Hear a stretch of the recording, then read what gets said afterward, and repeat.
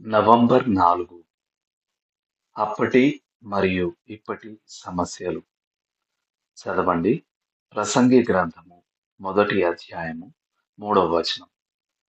సూర్యుని క్రింద నరులు పడుచుండు పాటు అంతటి వలన వారికి కలుగుచున్న లాభమేమి? ప్రసంగి 1:3.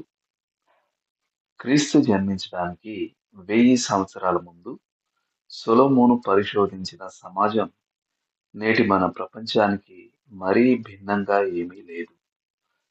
సొలొమోను బీదలకు అన్యాయం జరగడాన్ని, కుటిల రాజకీయాలను, సత్తా లేని నాయకులను, దోషులైన వారు మరింతగా నేరం చేయడానికి అనుమతించబడడాన్ని, పదార్థవాదాన్ని, వెనుకటి మంచి రోజుల కొరకైన ఆకాంక్షను చూశాడు.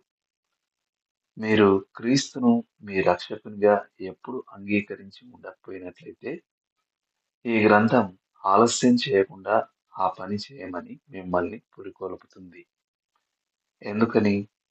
ఎందుకంటే మీకెంత సంపద, విద్య లేక సంఘ ప్రతిష్ట ఉన్నా దేవుడు లేని జీవితం వ్యర్థం.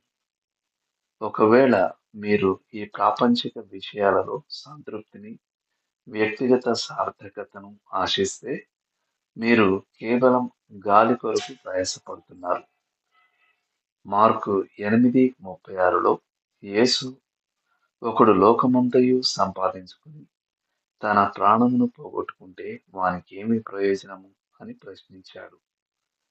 సొలొమోను జీవితంతో ప్రయోగాలు చేసి మనం కలిగున్న వాటిలో, సౌఖ్యాల్లో, అధికారంలో, ప్రతిష్టలో శాశ్వత సంతృప్తి లేదని కనుగొన్నాడు. అతనికి అన్నీ ఉన్నాయి, అయినా అతని జీవితం శూన్యంగా ఉండింది.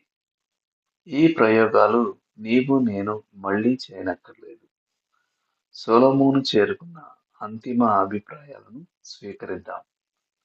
మరియు జీవితం అనే ప్రయోగశాలలో మనం ప్రయోగాలు చేస్తే సహించి తీరాల్సిన హృదయ వేదనను, నొప్పిని దూరం పెడదాం. లోతుగా ఆలోచించాల్సిన విషయం. యేసుతో సంబంధం కలిగి ఉండడానికి ముందు మరియు తర్వాత మీ జీవిత నాణ్యతలో తేడాను మీరెలా చూపుతారు? దేవుడు మిమ్మల్ని దీవించును గాక.